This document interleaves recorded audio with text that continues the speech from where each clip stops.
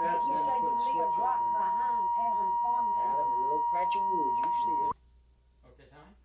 Mr. Sharpe, I wanted to ask you about how you felt after the union got in. What made you decide to start getting involved? Because you told me you was a shop steward, and how you got to be a shop steward, and how you liked it. Being a shop steward, was something like being boss. There was a Billy Buck, and Billy Tanker was president and vice president. They made me a shop steward to take care of certain hands, and I say they had to talk to me in place of going to the hands and blessing them out if they done something. Yes. Then I'd had to go and find out why they done it or how they done it, see if it was their fault. Mm-hmm. See, and if somebody wanted off sick and they wouldn't let him off, well, I'd see why he wouldn't let him off. And see, it's something like being a second hand in there, And I remember one that he's dead now, but he had a wire stuck in his lung, Sam Monroe.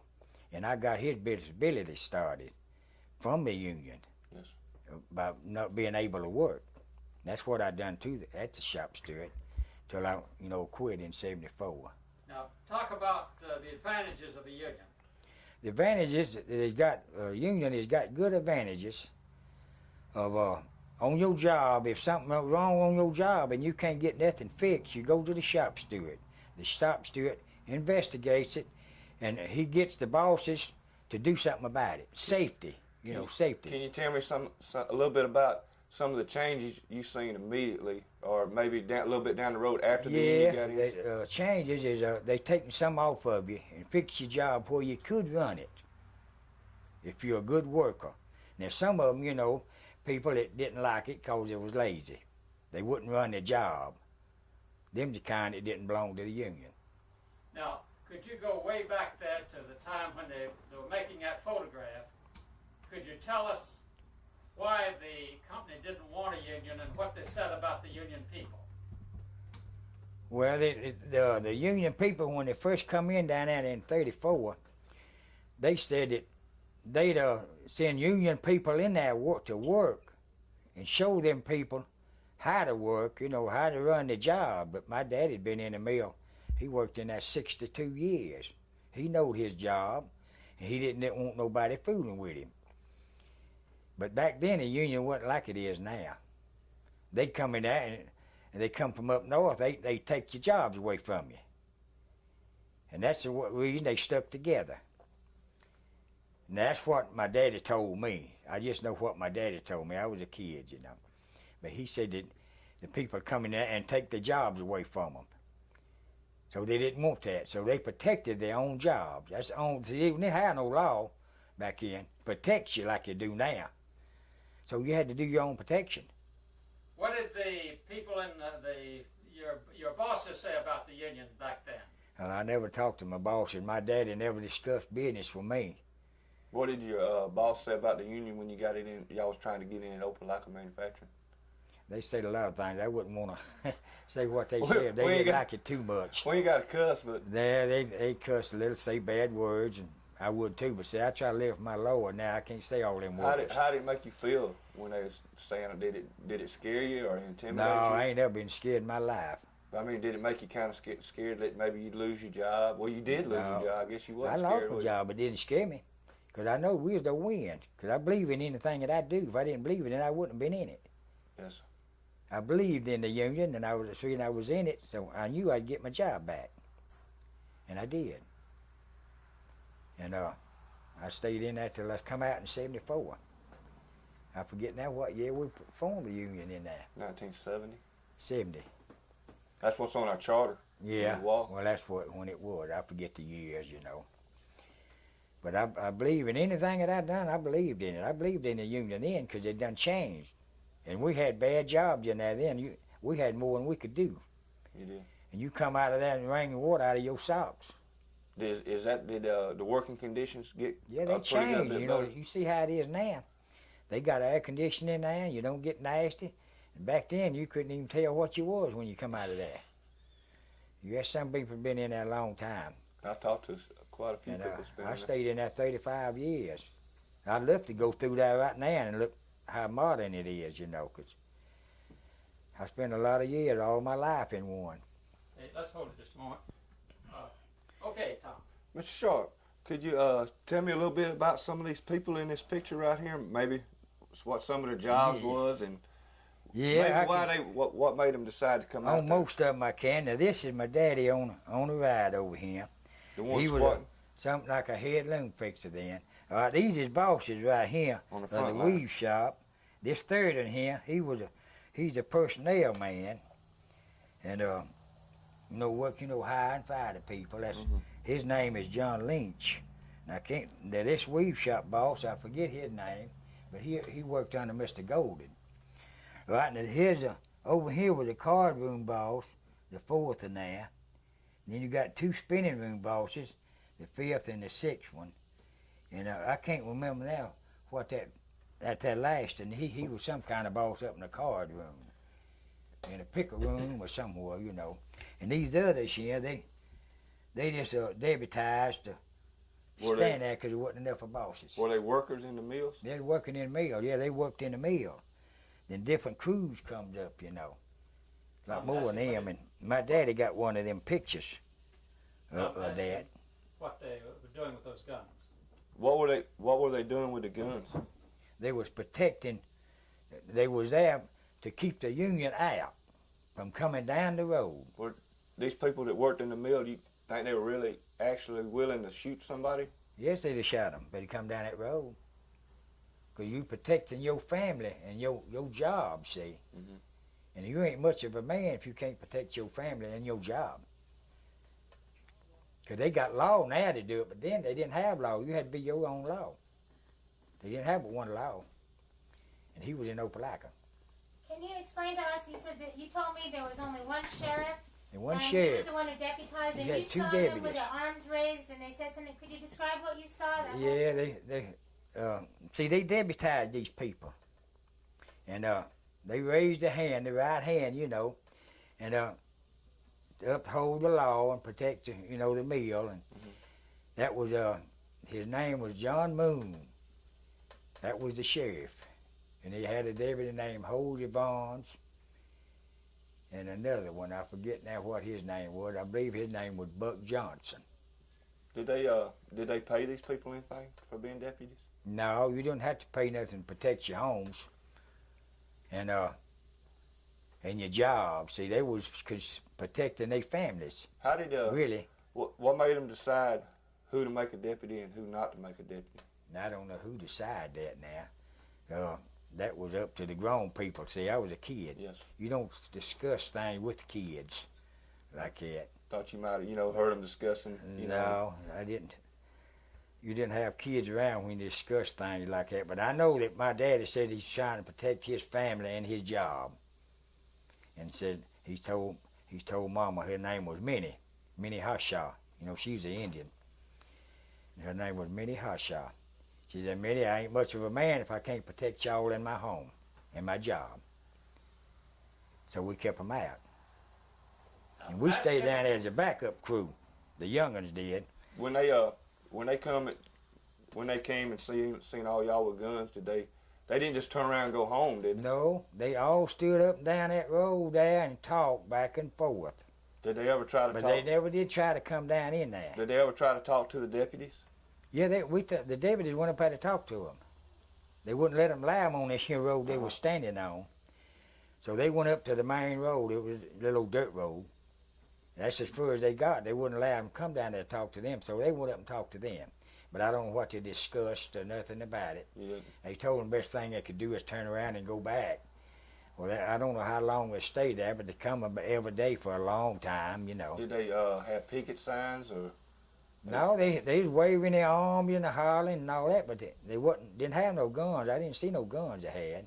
They didn't have no kind of weapons, no sticks. No, I didn't see it if they did. They might be down in the car, but they didn't come for violence. I don't guess. I don't know. But I didn't see no guns that they had. Yes. But we had our guns, and we used them too. I believe you. Sure would have. Because we was trying to protect our place, Because we was one big family there. Back then, it was one big family. The meal is. That's the way you go. You protect one another in the meal is the way it goes.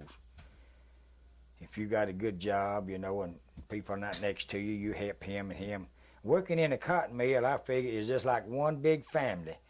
If y'all work together, you get the job done, and then it's hard. That's true. And if you got somebody laying down on the job, get rid of him. But if you think about it, being in a union is about the same thing, ain't it? That's right. Building your union is the same way. Everybody got to work together. You got to get the right man ahead of you, and you got a good job. And you got to be a family, kind of. That's right. One big family is a union. That's what union is, ain't it? One big family. One big family. That's right. That's the union.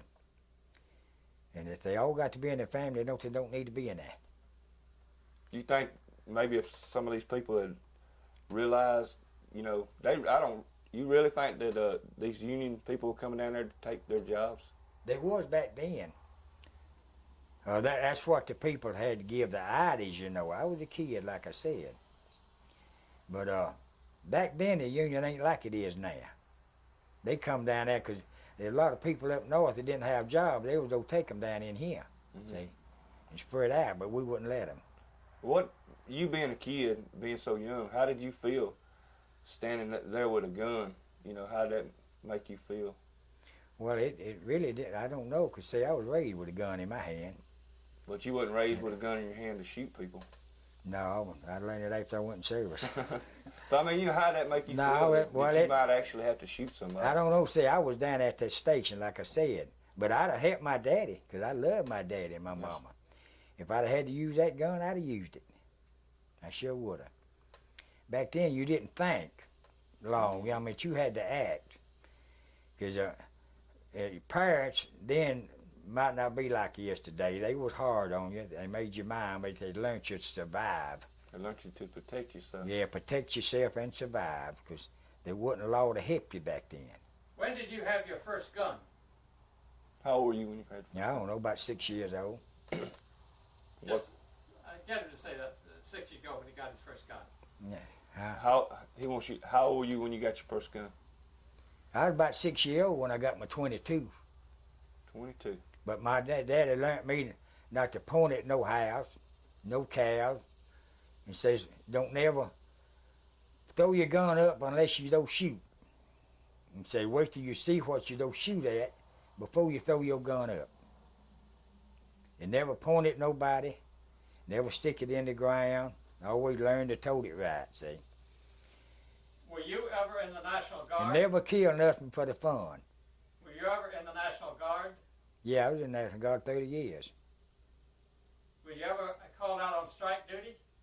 Yep. Ask him about that. Tell us about that. Well, it wasn't strike duty. When they had this rally with black people at Montgomery, I had to go down there, but they wouldn't give us no shell for our gun. I didn't go but once. What's use having a gun if you ain't got no shells? They just had the guns for show then. They're just for show. I don't go for that. Did you see any violence in that rally? No, not too much. I saw a lot of rock throwing, such as that. But I didn't go but one time. I told them no. I said, if you don't give me shell, I ain't going back. What's use having a gun? That's just like going hunting with no shells. How you don't kill anything? Yeah. No, Thom. How you don't protect yourself? And I'm doing something for daylight, No, because I'm an early riser. posterity. And That's how we're going to do the credits. I taking that cigarette out. I've been. Tell me when you're ready. Whenever you're ready, Tommy. Mr. Sharpe, I got some letters here back when all this, what we've been talking about was going on. Yeah. I'd like to tell you about a few of them and see if you ever remember this situation happening. This lady's name is Minnie Coulter, and she's from Phoenix City. And she come up here to the West Point Pepperell Manufacturing, which is what it was called in, to get a job. And the supervisor come to the gate and he asked her, did she believe in the union and did she belong to the union? And she said, yes, sir, I belong to the union. He said, well, we fire people at this mill for having something to do with the union, and you'll never work here. Can you remember that happening? No, not exactly. They didn't tell me that, because I know they didn't believe in a union back then. That's before I went to work, wasn't it? In the yes, mill. well, right before you went to work, but Yeah. maybe it didn't happen to you, but can you remember it happening to other people, maybe seeing somebody come to get a job and because they was... No, I was probably in school or working somewhere else before I went in that mill, you know. You couldn't hang around a mill. Now, my daddy might have explained something to my mother, but they didn't discuss business with me. I can't remember that. Okay, this is a letter from a guy to President Roosevelt. He lived in the mill village, and this was back when they started getting the unions in the mill. Yeah, I know him. His name was I know Roosevelt. Adcock, Mr. Lamar. Okay, O.D. Adcock. That was the guy's name. Yeah. He had a sign on his front porch in a mill house that said, "Textile Workers of America, Local 1892. For information, apply here." And Mr. Lamar Moore, which I guess was a boss at the mill, told him to take that sign down, or he was going to have to move. Yeah, I remember him. Moore. Can you remember anybody having to move out of a mill house? Them, because they would maybe had a sign on up. account of that, they found out they worked for the union. I know several. I don't remember the names now. They found out they did work for the union. They made a move. They did. Yeah, I remember that. Can you tell me anything about what these people did? Did they just go on and move, or did they? Yeah, they just went on and move. That's all they could do. They didn't try They borrowed them from Pepperell. See, that's private down in that Pepperell mill, West Point Pepperell mills. See, that's private. It's not like the Opelika Manufacturing Company. They own that right there. Then they ain't nobody, not even the sheriff, can go down in unless they get permission. Mm-hmm. It's just like if you own an acre of land, ain't nobody can come on there unless you give them permission. See, they own it all. It's kind of like a little city in itself. Yeah, that's right. It is a city in itself, and they don't need a union, 'cause they got all the benefits that a union's got them and more. Can you remember a thing called a company store? Yeah. Jim Varner run it. Yeah, they used to have a little silent picture there when I was about 7 years old. It's a picture show. It's old Thom Mix used to play in that. Did when you went to the company store, did you find that sometime it ended up taking a lot of your paycheck? They taking all your paycheck. So just about it, yeah. Really, in a way, you ended up giving them back everything you made. Yeah, really, yeah. You got all. They get the money back. You rent the houses from them, 50 cents a month. All right, you had to buy wood from them, or coal. They had the coal yard and the wood yard. Pepperell owns all this, see. All right, you had to pay them for the coal, maybe $1 a cord, or $1 a cord, a ton for coal, see, because you didn't have gas. And we had wood stoves and kerosene stoves when we first moved into Pepperell. Now that's been a long time ago, you know. Yes, sir. And we didn't have no gas. We had little coal boxes behind they built us. They got all the money back that they made off of us. So you really and even the grocery bill, see, that was Jim Varner run the grocery store, and they got the post office. So they got the money back. Otherwise, you break even. You might have had a little bit to go to the show or something like that. So really, your whole life depended on this company for your food, Depended on that company, for your heat, for your house, and if you didn't do Everything. exactly what they wanted, well, you could go. Yeah, right then. no questions asked. But see, now they can't do that away because the union is different. The union, got a say-so in it now. And people have spread it out and bought stuff. Then, when I was young, I didn't have no money left to buy nothing myself. Yes, sir. Even my kids, I'd buy them a little bit every year. That's be about all I had, too. Maybe one little old toy and 2 or 3 oranges or something like that for Christmas. It ain't like it is now. Go on to the next letter. Here's a letter from to the U.S. Department of Labor Women's Bureau. I'm just going to read the bottom paragraph. It said, a letter from Mary L. Harris, 21 Simon Street, Opelika, Alabama, who says, Opelika, That's Simmons Street, ain't it? says Simon, probably Simmons, says, Opelika Pepperell Cotton Mill has laid off colored sweepers and employed white ones. They think $9 is too much to pay a Negro. Can you remember them laying off black people and hiring white people? No, I don't remember that. I remember when they got the black people in, they worked in the yards, in the picket room, down there where they unload the cottons, and then done the outside work. They had black people, but they didn't have none in the mills back then. See, none of them. They wouldn't allow blacks in the mill. They allowed them outside. They done the yard work and the heavy work, the heavy labor and such as that. Now, the black people done that. They cut the wood, they hauled the coal. Can you ever remember a black person trying to get a job inside the plant and what they told him? Did they just come out and I say... don't know what they told him. He wouldn't stay there but a second. Did they come out and say, well, we just don't hire black people? Yeah, that's about what they told him. I never did hear him, but I mean that sounds about like what they tell him. Cause I really didn't ever believe in all of that, didn't understand it. Now you know I understand more, but when you're kid, you don't understand why they wouldn't work black people like that. We worked one, on the farm. He helped me farm. Cause he made more than me. I didn't like that. He made $2.75, and I made a quarter. And I didn't like that a bit. This is a letter from Manny Ecott of the city of Opelika, and she's saying that because she was in the union, that they laid her off. And can you remember anything like Now, people? what year was that now? 1933. But I mean, even after then, you've probably seen that people that Well, I was about 12, 13 years old. involved in the union. Yeah, they didn't believe in the union at all. If they ever found out you worked for the union, they'd lay you off and run you off. Then, sure would. And I know several down there that worked for the union before they come down there. They had to move after they found out they worked for the union. But Pepperell's different from other people.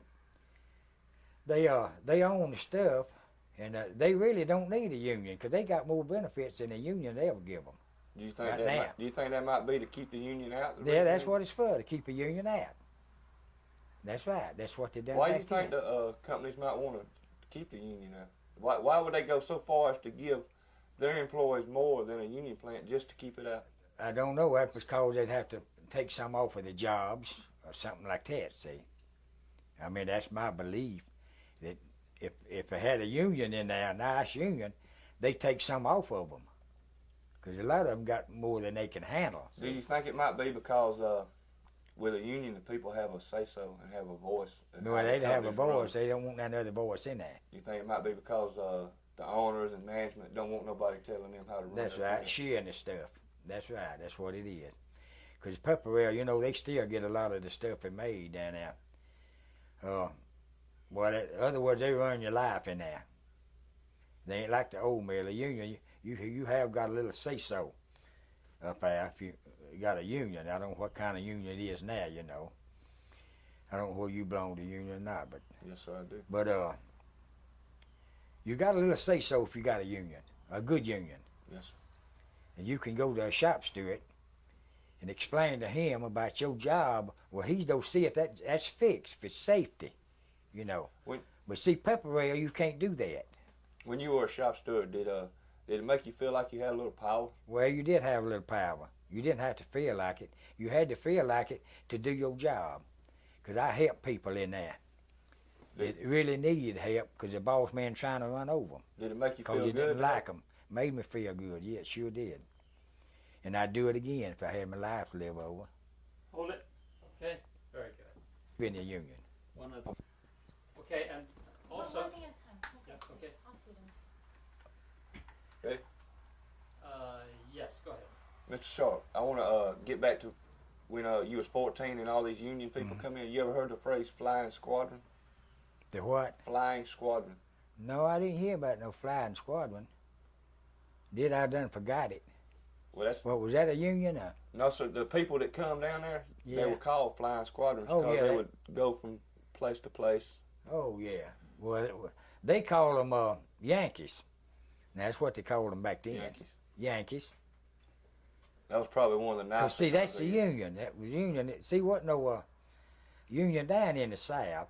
The union come from up north for them because they got more money too. They was rich up there, and they called them Yankees and rebels. Back then. When these people came, did they come in cars or they walk? Were they walking? Some of them was walking, and then they had each A models. That's all it was back then. A models, old Rios, had them carbide lights on the fenders. Yes. Well, you don't know what I'm talking about. Well, there used to be some of them too. My daddy owned one. Did any of them come on horseback? Yeah, they had horses, and some of them were walking. No, they had mules. And Where did they come from?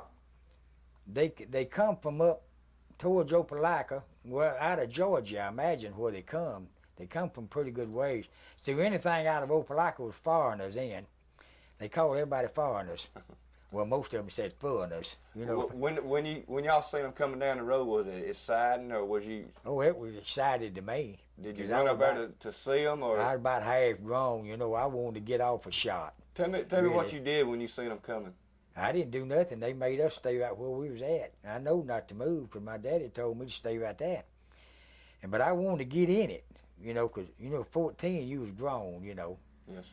Back then, and you want to get off a shot too to show them what you could do, but there wasn't no extent. They were just waving their arm and hollering, "We want your job. We want the union to come in here," and things like that. They were actually saying, "We want your job." Oh yeah, they was hollering that, and we want your job. We want to make a better place to live, and things like that, you know. But they quieted them down when they saw we wasn't no, when the grown people wasn't no move and they wasn't scared of them. They quieted down. There's 4 or 5 of them went up there to talk to them to the main road. And I don't know what they said because I couldn't hear. But wasn't no voices raised, you know, them were talking. But they still hollered. They was hollering every time they come down through that.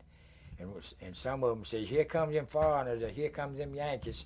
Get ready for them now." So they kept the guns stacked up till they heard them coming. Then they'd take the guns and put it in their hands. They would. Mm-hmm. Did they? How long did they stay usually? Did they stay there all day and all night, or? Well, no, they stayed there most of the day, but then they left. Then they'd come back the next day. Do you think they went all the way back home to Georgia, or did they camp outside of town? I wouldn't know because we wasn't allowed to go nowhere, you know, back then. They might have went on up to Opelika somewhere and camped, then come back, but I think they went back up in LaGrange or somewhere up in there, you know. How long did this go on? Like for a month or a week? Oh, I don't know.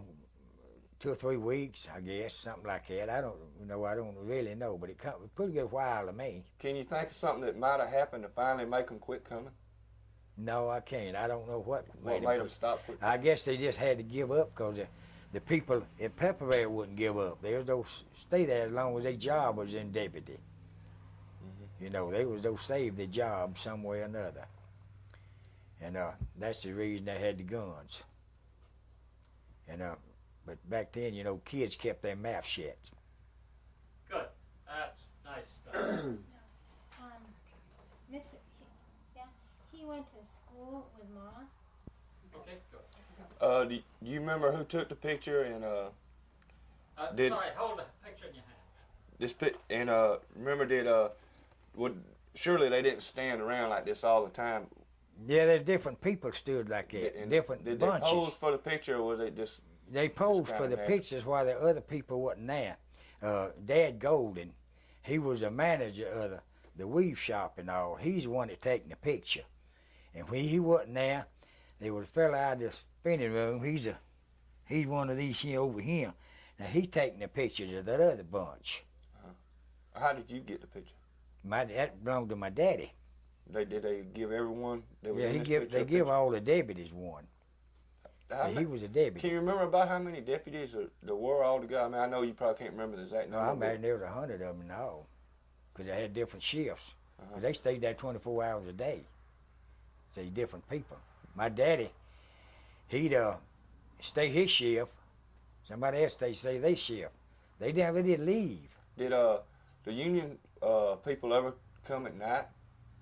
I don't know. I wasn't allowed out after night. You never did hear? Kids back then, you went to bed. You didn't ramble at night. Ain't like kids now. Ask